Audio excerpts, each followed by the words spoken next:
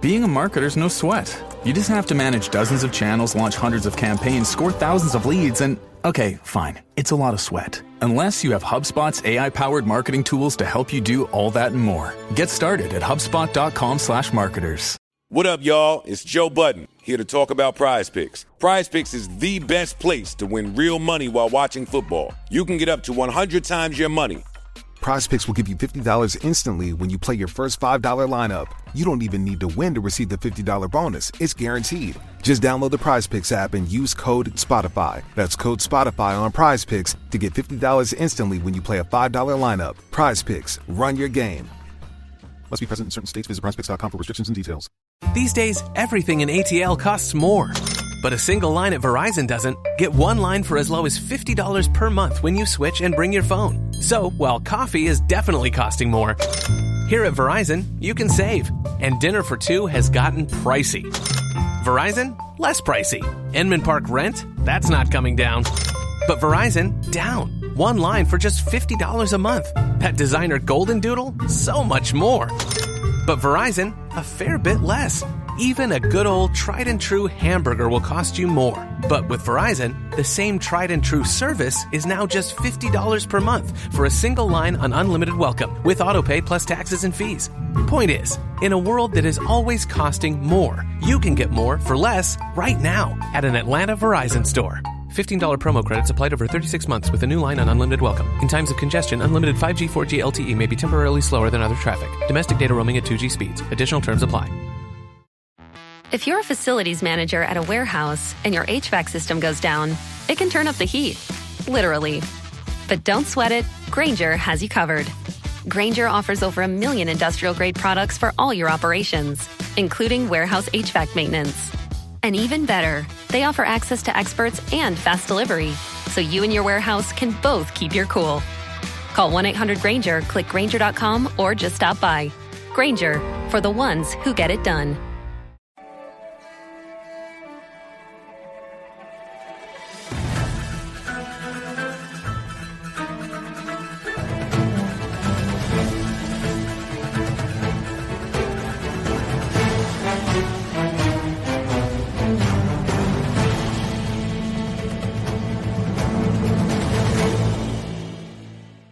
What is going on, everybody? Welcome to Birds of the Round Table. Today, we are recapping Eagles versus Jaguars. Eagles move on to 6-2. Top takeaways on offense and defense and our player of the game. And then we're going to break down Eagles versus Cowboys, Dallas week, our top matchups to watch, our picks, prop bets, and more. Joining us, he is David. Go give him a shout out on this at PHL Eagle News. What's up, David? Man, I'm just enjoying talking about football and not having to hear all the political stuff for an hour. So let's get into some football. Absolutely. You're not going to find any political commercials here unless Ryan has a few tricks up his sleeve. You never know with Ryan. So I am the least political person you will ever be. Good news. He is Ryan Reese at Philly Sports PSA on X. What's up, Ryan? Yeah, well, listen, the only thing that I vote for is an Eagles win. So, and they secured that on Sunday, and they're going to secure that this Sunday as well. Guys, if you're watching us live, please be sure to comment your thoughts on not just the Jaguars game, but the Cowboys game as well. We're going to be talking about it in depth, and we've got E-Money, saying go Birds. No more Nick Sirianni talk, please. I know Ryan's wanting to legalize a 3-day weekend. Sure. All right, let's get into our top offensive takeaways for the Eagles. Lead us off, David. All right, well, Marshawn is not going to be happy because I'm starting right with Nick Sirianni. I think the biggest takeaway from the game was the hot topic of the aggressive nature of the Eagles and the perceived aggression of Sirianni. They did the two brotherly shoves instead of kicking the point after. But when you succeed at that play 90% of the time from the 1 yard line in 2023 and 78% of the time in 2024, they're always going to go for it. If that 2 yards ever turns into 1, they're going for it. The more egregious, in my opinion, was electing not to kick that 47-yard field goal to go up 2 scores instead of, going for a failed pass attempt. But at the end of the day, they won the game. Those plays didn't come back to bite them. And in their minds, this goes down as a win. I tweeted during the game that the Eagles are an aggressive organization. They take chances and they embrace the failures associated with it. Over the course of a season, they just are firm believers that this is to their advantage. And it's not just a Nick Sirianni thing, which is what everybody keeps saying. This comes from the top. This starts with Jeff Lurie, and it trickles all the way down. I mean, they pay a lot of people a lot of money to do analytical work and feed Nick those choices and percentages throughout the game. And the analytical people will point to the Super Bowl 52, where they went for it with the Philly special on fourth down, scored the touchdown, 4th and 2 in the fourth quarter when they made a completion to Ertz, which ultimately led to another completion to Ertz for the go-ahead and game-winning touchdown.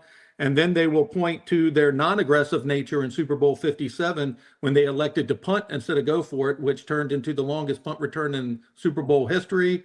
The Chiefs got the ball down to the 7, went in for the game-winning touchdown.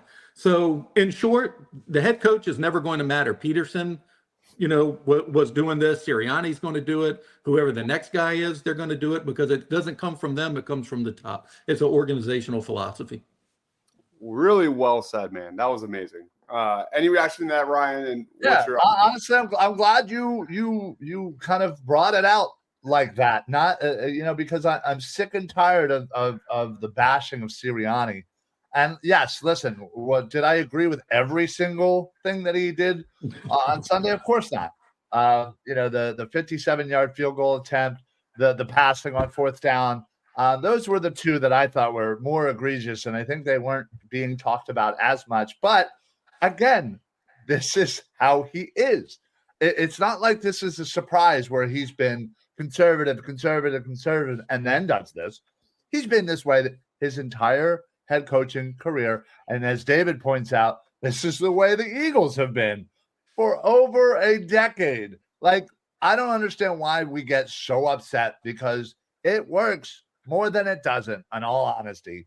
And I like the way that we're like that. I like the fact that we take the chances because the NFL is starting to go this way. Look at all the young coaches right now in the NFL. They are exactly like this. This is exactly how they run their teams. The LaFleurs, the Shanahans, again, I could name this, that, and the other. This is how the NFL is going. So I think we, as an Eagles fandom, as a Philadelphia, we just need something to talk about. And God forbid we talk about how beautiful Saquon Barkley looked in Kelly Green, jumping backwards over people. No, we gotta tear down Sirianni. And if it's not Sirianni, oh no, Jalen Hurts had a bad throw that we're gonna talk incessantly about for the next 20 minutes. Like, no, stop. Just be happy. They won. Who cares how it is? Stop tearing everything down. Be happy. It was Kelly Green Day, for crying out loud. I love it. Tony says the decisions to go for it were the correct decisions. The play calls and the execution were the problem. That was a really well said comment. Like the one throw to A.J. Brown, he was open. Jalen Hurts, and it was a good, very solid game from Jalen Hurts, but he was definitely just needing to put a little more zip on that ball. The 1 4th and inches where they threw it instead of tush push, that was egregious. Sure. Like I just don't understand that philosophy. But outside of that, yeah, I am right there with you guys. It's just, yeah, I like the aggressiveness. Tired. My son says the first fourth down attempt was a good play call, but Jalen, there it is, lofted the ball. I was more upset that the NFL stole 18 points. That's a whole discussion. Horrible. I honestly thought that Hurts interception was going to stand even when it hit the ground by Andre Cisco. Was it weird that he didn't even get a turnover-worthy play for that? Right. That was interesting. Like he got 0 again. And I was like, that was catchable, I thought. But anyway, the offensive takeaway, you nailed it, Brian. It was Saquon Barkley. 199 scrimmage yards, 98 coming in the second half. On the day they were honoring LaShawn McCoy who stated the Eagles have been around for centuries. It was Saquon Barkley just on a historic pace, 925 yards, 5.9 yards per carry, over 1,000 scrimmage yards, 8 touchdowns with 9 games to go. He's got 5 100-yard rushing games in his first 8 games. The pistol offense between Saquon and Jalen looks like a straight-up cheat code, and I'm so excited to see where this goes moving forward. They are finally using the run to set up the pass, whether that's under center with Ben Van Sumeren and a fullback, running straight up the gut, or the outside zone, or whatever. They're using Jalen Hurts' legs to, how do I say this? To the betterment of the offense, and then setting up balls downfield. It is a beautiful thing. And as we have said on this show many, many times, we're now seeing it since the bye week. And I was shocked at what did they run the ball officially? It was like 40 some times. 46 rushes to 24 passes, I think. That's the Jalen Hurts bread and butter right there, like 20 to 25 passes.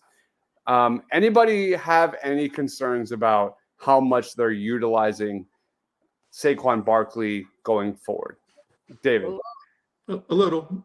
Yeah, yeah, I do. They're at 65% rushes and 35% pass since the bye. And I mean, Ryan's going to hate this, but they got to get the ball to KG or Shipley. Somebody else has got to start doing something. I think the biggest issue is that they haven't been able to because they've needed them. Like, they got up 22-0, but then it was right back to a 3-point game within 14 seconds or something crazy. They scored 2 touchdowns in 14 seconds. So they, and I think that partially plays into why Sirianni goes for it sometimes. He was trying to pad the lead. He was trying to practice a play they've struggled on a little bit with that tush push against what he thought perceived to be an inferior team. And he still didn't get it to work. I think they were trying to bury him so they could rest these guys, but they just didn't, weren't able to get it done for whatever reason. Yeah, no, yeah, exactly. Get the hell out of here, Andre. Ryan, any thoughts on that? Yeah, no, you said it perfectly. That's been the problem is the fact that, we have had chances to go up bigger, but we're in games later when we, could use a little break for Saquon. And listen, yes, my hatred of Kenny Gainwell is well documented on this. And honestly, I was kind of sneaky hoping they were gonna, go out and grab a running back in the trade market, a 6th, 7th round for somebody. But as much as I don't like Gainwell, I'm okay with using him if that means using Barkley less. And we're doing that. That means that we're up in games late and that we don't need Barkley. And David's right. That's exactly what Sirianni was trying to do. Get us up by, more than 3 scores to try and be able to rest, some of these important players that we're going to need later on in the season. And, unfortunately, a couple of things don't work. You have a bad, fumble call that gets returned for a touchdown, another, horrible refereed game here. And this is certainly a different ball game. And maybe, we could see Will Shipley a little bit more and certainly Gainwell. This is a great comment. Marshawn says we could have used a bigger bruising running back. That's a low-key need for me, like for the Eagles come draft. And the running back class in this year's draft is really, really intriguing. Obviously, you have guys at the top like Ashton Genty and Quinshon Judkins, but there are some really fun ones that I think could fall, like Jaden Ott or even Donovan Edwards, Ollie Gordon. All those guys are like bigger running backs that could be fun names to know. But that's another conversation. Jags D-line got as low as any I've seen. They did a good job, honestly, and even though the referee definitely messed up, and Hurts clearly We've seen multiple angles if you've been on Twitter at all of him with the ball over the line there. But still, I thought they were one of the better teams to defend the tush push. Yeah, Fred Johnson, not a great game. Sure. Definitely need Mailata back for those tush pushes. Any word on that, by the way? Do we know when he's eligible to come back? Mailata? Yeah, wasn't this? It was what, 4 weeks? He was put on the IR, but it seems like it might be longer than 4 weeks, really. Yeah. Oh, really? I thought this was the fourth game, personally, if I can remember correctly. You might be right. Yeah. And I haven't heard anything about him being ready to come. They haven't. I don't see it happening. Talked about it. Yeah, I know. No.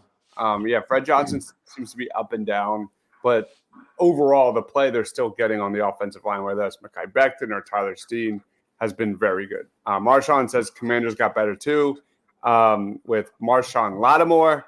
Sure. Ryan, any quick thoughts on the trade deadline? Yeah, listen, I think the first one to kind of hit today was the Lions going out and getting Zadarius Smith, who, again, kind of replaces Hutchinson, which, by the way, they haven't really seemed to miss a beat without Hutchinson. So that could be a little scary. But, again, I think roster to roster, I think the Lions and the Eagles are pretty similar, but, as far as overall talent. But, listen, Washington did a great job. Honestly, I've been a fan of Lattimore for a while. He's still young. He's still under control, for more than just this year. And they really didn't pay much to get him. So that's a great job. I mean, obviously, Lattimore, it's been slowed down a little bit with injuries, but still a very good corner. Has had success against Devontae Smith in recent earlier this year. So we'll see what that does. But other than that, it was kind of a quiet day. Not a lot going on overall in the trade deadline. A lot of low value, honestly. There was a bunch of 6th, 7th rounders being thrown around for people I thought were worth a little bit more than a 6th or 7th round. So that's why I was surprised that Howie didn't make a move, considering the cost that it would barely take to get somebody. Any thoughts, David? I mean, the Commanders won the day. I mean, they essentially traded the Eagles Dotson to get Lattimore. I mean, that's really the price they paid. What we gave them for Dotson, they gave for Lattimore. So yeah. I am a little upset of how well and functioning their organization has become since Snyder has sold the team.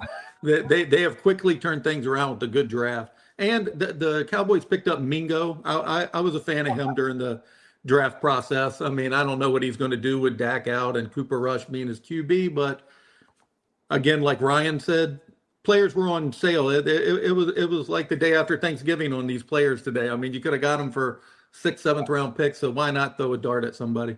Right. Yeah, absolutely. All right, let's go to the defense. We'll start with you, Ryan. What was your defensive takeaway? What to pick? Well, I think it's gonna be the linebackers, baby. I mean, Zach Bond has been pretty much everything that David said he would be. He's way better than I said he'd be. Actually, you're actually right. He actually has been. But we get tweeted at on David's takes on Zach Bond from last offseason, just so you know. David is officially hit the next level. Yeah, that's ridiculous. I know. And listen, he's flying around there. And what I think I love about the fact of him and Nakobe Dean is they seem to play really well off of each other, honestly. And with the interception by Bond, that was 100% set up by Nakobe Dean making that hit, popping the ball out. Bond obviously makes such an incredible play, and then Dean making the game-saving interception for his first career interception. It was absolutely amazing. So, listen, it's really great to see linebackers who aren't, the star names come up and be productive members of this team, because we haven't had it in quite some time. And back-to-back weeks, they've been two of the top-rated linebackers in all of football. Yeah. Marshawn says Cooper DeJean putting white boys back on the map. That's my take. Cooper DeJean. White people? Sorry. Oh my God. That's so funny. It's got to be Cooper DeJean. It's got to be him developing into the best slot cornerback in the NFL. You know, he's got 2 major key passes defense against Jacksonville. One was on a 3rd down stop, and the other resulted in a turnover on downs. That's back-to-back weeks of a 4th down stop. And we all know the numbers. They're outstanding. But him just setting the tone, the athleticism, the run defense, and the swagger, like he's literally brought it. He's brought the juice and the identity of this Eagles defense. And it's been nothing short of spectacular. For me, it's got to be Cooper DeJean and solidifying the slot cornerback role. Like when you go to the All-22, he was excellent. They barely threw at him. Pretty much all the targets for Trevor Lawrence went to either Isaiah Rodgers, C.J. Gardner-Johnson, and Avonte Maddox. And that was about it. And that just speaks volumes. And the pattern we have seen in recent weeks is teams will somewhat go after Q at the start of the game and then not go after him anymore. Realize, that's that. Yeah, it's amazing. It's truly amazing how dominant Q has been. It's truly amazing how dominant Coop has been, just from a pure entertainment standpoint. This is the best duo we've seen in a while. We're going to be talking about this draft 10 years from now and be like, holy shit, how did that happen? Little Lido and Sheldon, a little, that style. I think we might be right. I am so high on these two. I'm starting to think, because I always check myself, are we too high on them? And any thoughts on that, David? Or what are your defensive takeaways? No, I don't think we are. I mean, to piggyback on Cooper DeJean, the impact he's had on the defense is hard to quantify. I mean, they have played an entirely different brand of football since he's come on that field. I mean, he changed what Fangio was able to call and what he's able to do in disguise. I mean, it's been incredible. And for the linebackers, the both of them, Ryan mentioned, got an interception. That's the first time in 24 years the Eagles have had 2 linebackers get an interception in the same game. Wow. I mean, that's just incredible. And it could be, and I was told to pump the brakes 2 weeks. And Trotter? It was Trotter, and it probably was Emmons. Yeah, it was in 2000, so I think you're right. Yeah. And I was told to pump the brakes a couple of weeks ago, but could Bond be the next Pro Bowl linebacker? Because they haven't had one of those since Trotter in 2005. So, I mean, I don't know. He's looking like it, but I'll go to an unheralded guy who nobody really talks about this season. I'll go with Josh Sweat. He had a sack in the first quarter. He had a sack in the fourth quarter, which was his 40th career sack with the Eagles. He is causing havoc every week. He finished the game with 5 tackles, 2 sacks, 2 TFLs. Nobody's really talking about him, but he's been a really constant force this season. He isn't doing anything flashy except for his little celebration, but everything else, he's just doing the dirty work, man. And he's probably been the best edge on the team this year. So without him, they'd be in a little trouble in that department. I mean, I'm loving what I'm seeing from Nolan Smith. He's developing, he's getting there, but he's not quite there yet. And Brandon Graham having to play 69% of the snaps this past week, I thought was a little concerning, odd. Bryce Huff saying he was bothered by a finger or something in the warm-ups. I don't know, but that's, again, that goes back to draft. I kind of thought they might try to make a play, but yeah, Maddox should not be on the field in the dime either. It should be Sidney Brown.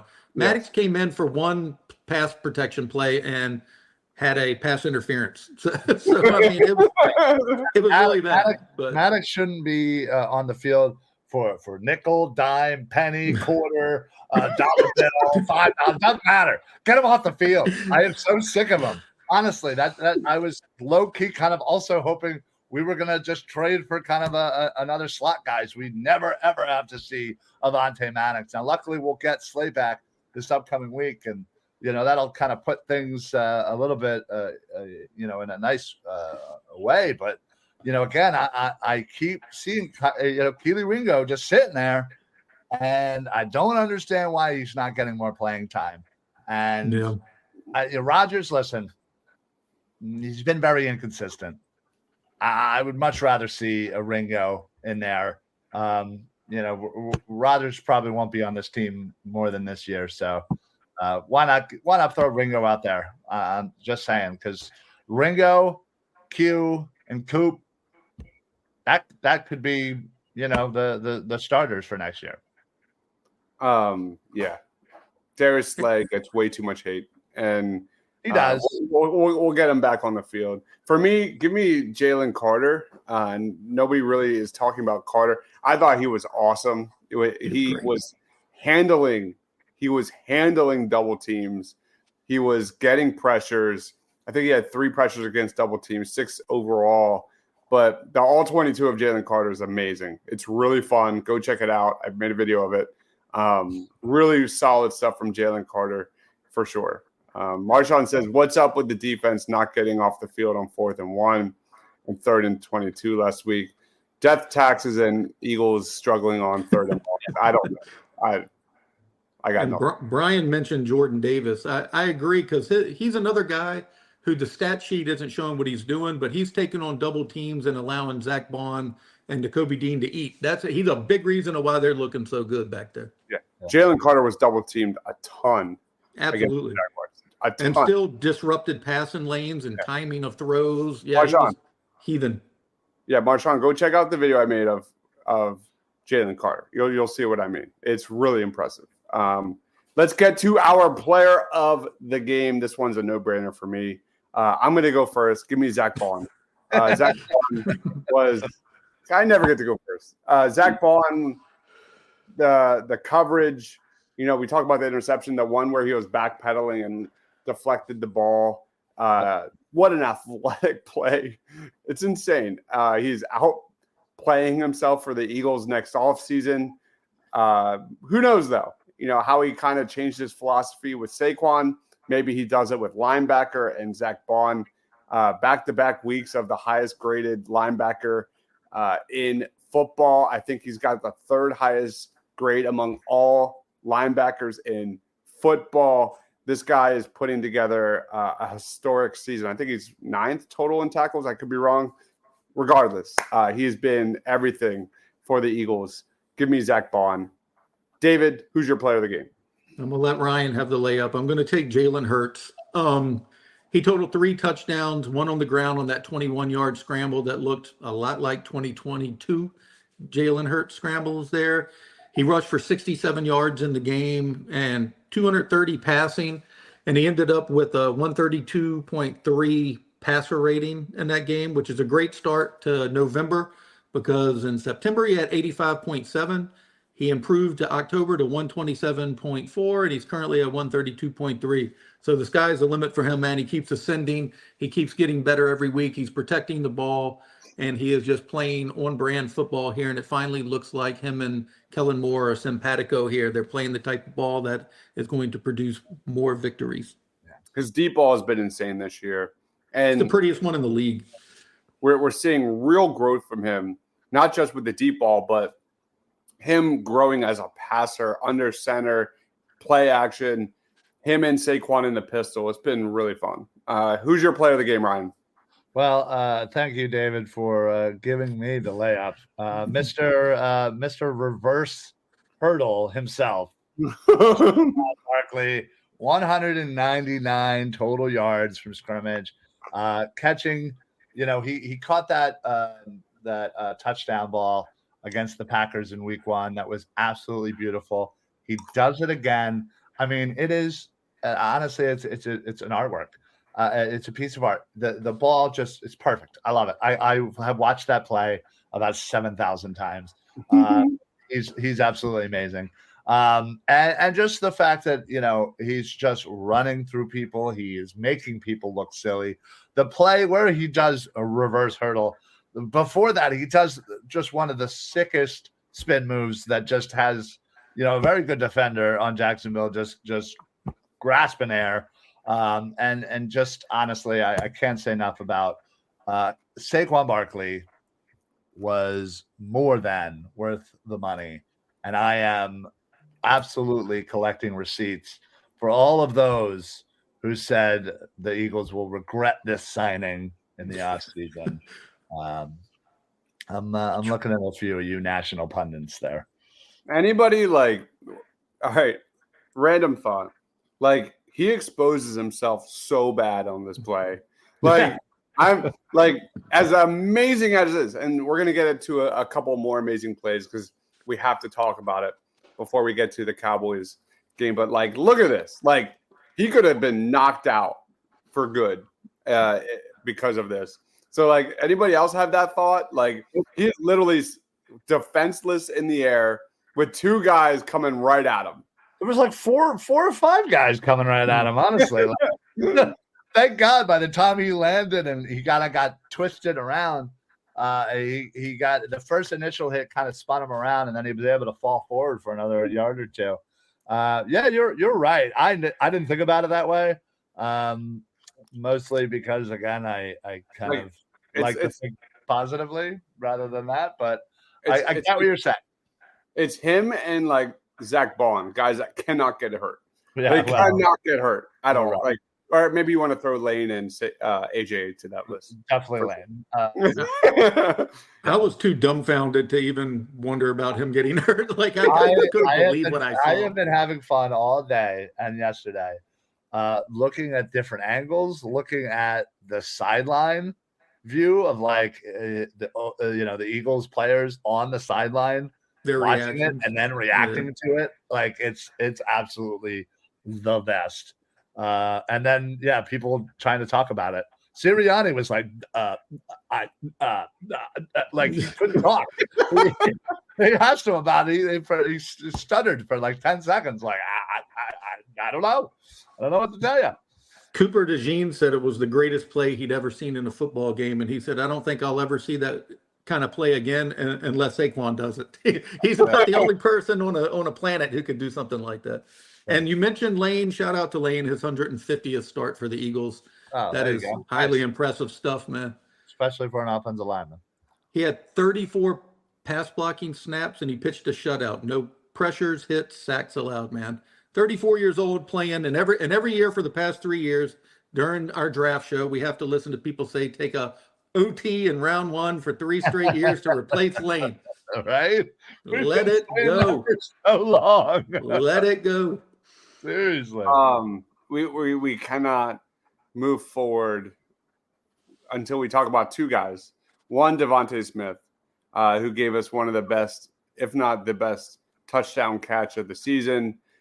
Just unbelievable athleticism. Not just to catch the ball, but keep his feet in. Yeah.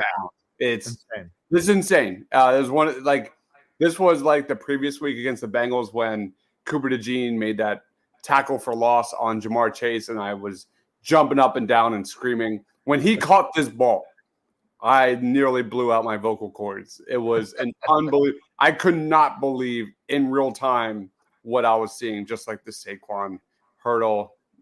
David, any thoughts on Devontae? Yeah, it's amazing. If it wasn't for the Saquon reverse hurdle, that would be the play everybody would have been on highlight shows all week. Yeah. But Smitty has 3 touchdowns in the last 4 games. Like you said, one of the more impressive one-handed grabs you'll ever see. And when his number's called, man, when AJ goes out, when his number's called, he's one of the most lethal players in the NFL, dude. He just produces. Yeah. And show the Jahan Dotson one, too. That catch was – That was the next one. Listen, if Brown is going to miss this upcoming Cowboys game, which it certainly is possible, we're really going to need Dotson to step up. And I know, it's kind of been talked about. He's been here long enough. I feel like each week he gets a little bit kind of more comfortable. They get more comfortable with him. So he's really going to need to step up because Dallas Goedert most likely isn't coming back either. So who the hell else is catching the ball?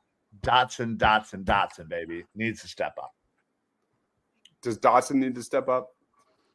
I mean, if Hurts doesn't get a little faith in him after making this catch, Right. he never is. This was amazing. For a guy that this was a guy that needed this big time. Big time. And this is I mean, insane. You had it right there. Look at that. Right there. He's behind the guy. What's insane, this does not do it justice. When you watch the all 22 on the other angle, it's bananas. It's crazy how he won that rep 1,000%. Any thoughts on Jahan Dotson? Is this the start of him getting confidence within his offense? He had 35 receiving yards all season before this play, and that one was 36. So he surpassed what he'd done the whole season on that one grab. But you're right. If A.J. Brown is out, it is his time, because if it's not now, when is it? I mean, this is what he was signed for. So Yep. We had to talk about that play. Pump Man says MVP is Nick Sirianni. Are you sure that's not Elliott Shore Park's burner account? What do you give him, an A- for the game? Ryan, that's nothing new. Well, yeah, you're not wrong, but that was Scott Johnson. Darby was, I thought coverage-wise, Jacksonville played better than I expected. No question. Goddard has to be back if they released Albert O. It's a good point. Yeah. Why give up the roster spot? Like, it is a little strange, I guess. Yeah, but what has Albert O done? Nothing. Yeah. No, he's just a body, but no. Yeah. Yeah. So, all right. I guess if he wasn't going to have his practice window opened and nothing, I mean, what are you going to do? So he'll be back if they want him. I don't think there'll be a long line. Yeah, there will not be. All right, let's get into Dallas week. Does anybody else have any other comments on the Jags game? Going once. I can't believe the Jags game surpasses Dallas week, but yeah, go ahead. We're so excited.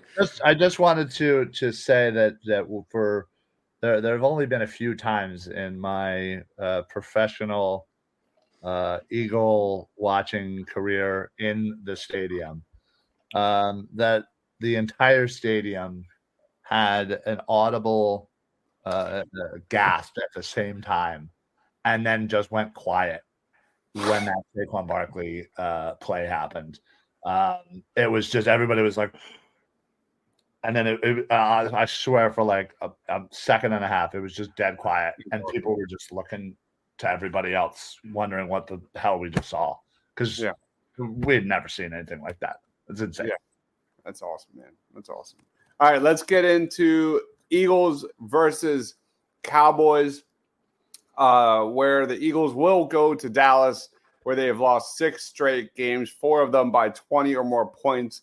This is not your father's Cowboys team, a team that's 3-4, 0-3 at home, hit with the injury bug. They are hurt all over. They have lost 3 straight to the Lions, the Niners, and the Falcons. Dak Prescott out. And enter Cooper Rush, who defeated the Eagles at Lincoln Financial Field back in 2022.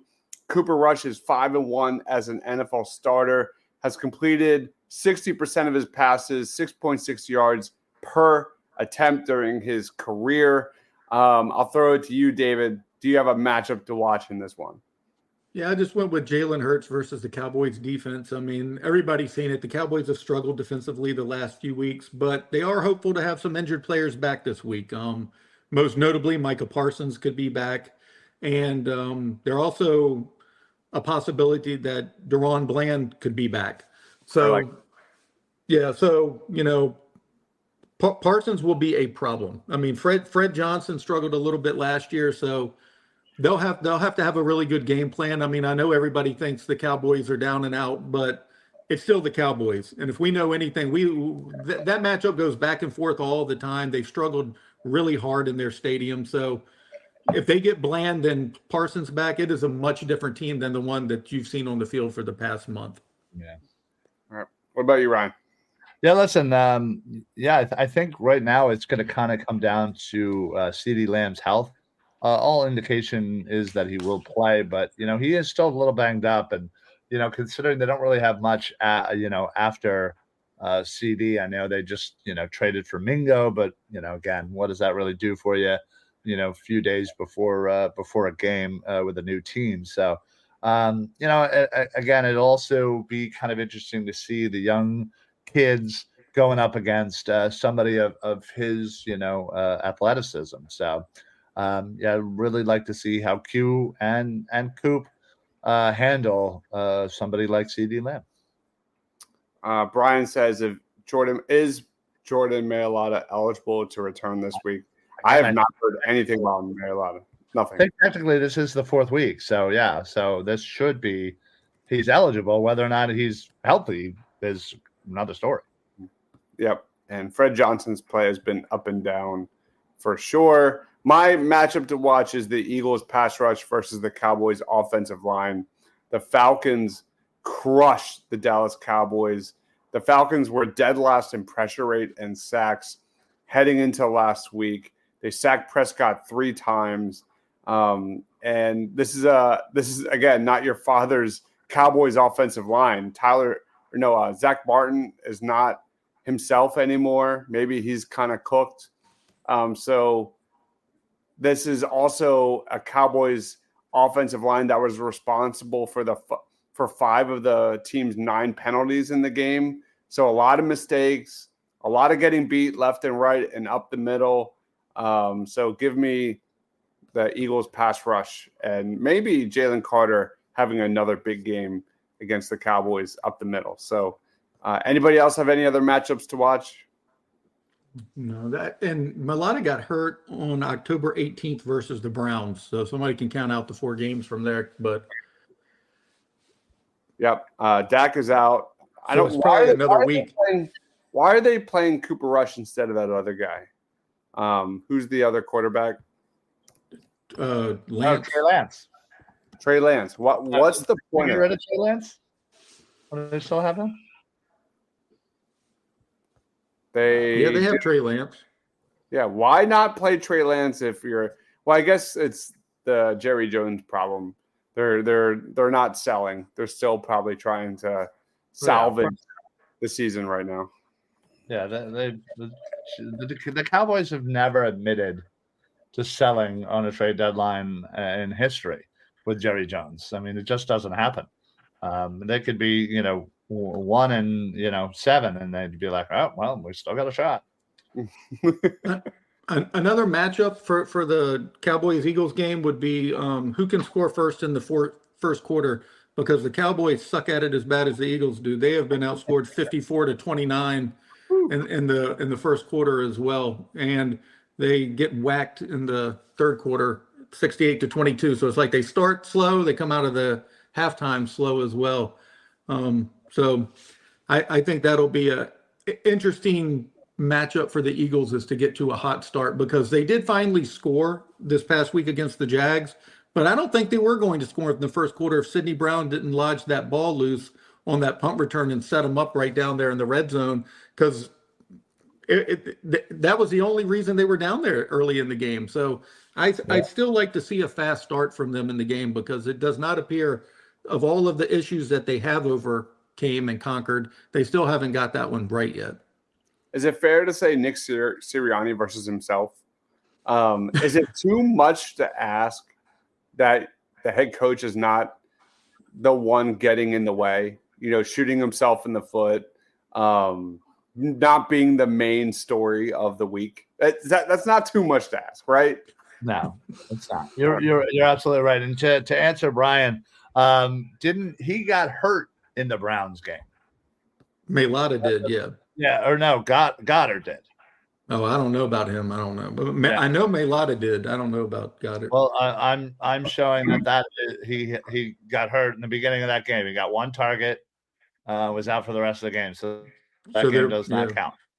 If it was Giants, Bengals, Jags, Cowboys, then he'd be able to. The hit on the first punt, was that Sidney Brown, I think? Yeah. Yep. Yeah, I thought it was. Goddard never placed on the IR. Right. That's why he could come back. So. Oh, well, I guess theoretically, then, yeah, he could come back whenever. He could have came back whenever the hell he's healthy. So, but they haven't said a word about him. Not a word. Yep. All right, let's roll on to our picks of the week. Looking at last week, pretty amazing that we had 3 people 1 point away from the correct score. That was nuts. So I gave 3 people points for that one. We all had the Eagles winning. We all had the over. We all, except for Rob, had over on Jalen Hurts total touchdowns. How about anyway, so there it is. There's your scores for last week. Let's jump into Eagles versus Cowboys. Ryan, you had a really good week. I did it too. Let's get to player of the game for Eagles versus Cowboys. David, where you want to go? I'm going to go Saquon Barkley. Saquon for David. What about you, Ryan? I am going to go. I'm going to go Jalen Hurts. Ooh. Jalen Hurts. I'm going to go with the other Jalen. Give me Jalen Carter. We're back. We are so back. We are back in Jalen Carter for player of the game season. Let's go. Well, it doesn't. We don't count player of the game for our total scores. So might as well. Winning team, David. Eagles. All right. What about you, Ryan? You had me fooled there. You were like, Eagles. Yeah, of course, Eagles.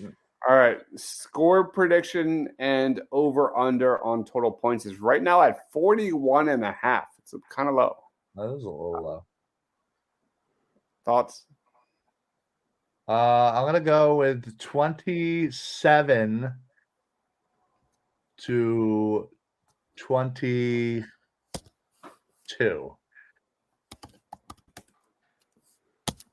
All right, so you're going over. David? I'm going over as well. I have it 29-16. Ooh, I like that. I'm going to go Eagles win 24-21. And I will go over. All right. Over under Jalen Hurts total touchdowns 2.5. David? Over. Ryan? Under. He's your player of the game. I think we'll get 2. Over under on Cooper Rush passing yards 149.5. David? Over. Yeah, it's got to be over. They're going to be losing. They're going to be throwing. Yeah, and it'd be different if they actually had a running game. I'm going under. A.J. Brown versus CeeDee Lamb, who has more receptions? C. Lamb. Lamb. Oh, A.J. Over under receptions for Jonathan Mingo at 3.5. Under for Ryan. What about you, David? Under. Yeah, I agree. And then total sacks for the Eagles, 2.5. I'm going over. I don't even know how fast Cooper Rush in his past has gotten rid of the ball, but they're going to try to rattle him. I'm going over. Yeah, the Eagles just went up against back-to-back quarterbacks that get the ball out fast with Burrow and Lawrence. Give me the over on this one. Yeah. Ryan? Me too. Yeah. Jalen Hurts rushing yards 39.5. Ryan? Oh, man. I'll go over. All right. David? Under. I am also going under. All right. There are our picks. Let's wrap it up. Final thoughts, Eagles versus Cowboys. David, lead us off, man. Plugs, time's yours. I wish that the Cowboy week was more meaningful. Almost, I don't know. I have no emotion towards this week. It's really strange. I mean, I am so used to this being a matchup that we all build up and talk about, but it's so anticlimactic with Dak going out and possibly AJ Brown not playing. But at the end of the day, it's still a very important game. It's a division rivalry. They need this and to keep pace with the Washington Commanders. They'll probably need it if they want to try, fight for a bye week at some point if they can keep this thing rolling, and definitely for a home game or two. So still important. I just think it's lost the luster. I think Jerry Jones has driven the team into the ground and just made it not as enjoyable of a franchise to hate anymore, and that's a little depressing. Yeah, fair. What about you, Ryan? Yeah, I'm kind of with you there. It definitely has lost a little bit of luster, just given the Dak not being there, and potentially some of the others on the defense that are a little banged up. But yeah, I can only hope that I run into a cockroach Cowboy fan during this week, and get into it with them, and that'll make me feel good about myself. So.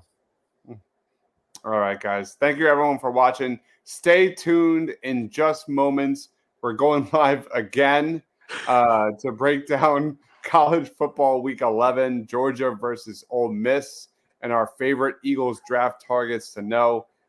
More edge rushers. Shocking. So we're pretty much going to hit everyone. We're pretty deep on this one already. So David, at PHL Eagle News, amazing Eagles follow. Ryan at Philly Sports PSA. Best of the best. I am Dibes. He is David. That is Ryan. Thank you, everyone, for watching. We'll see you in a few minutes. Stay awesome.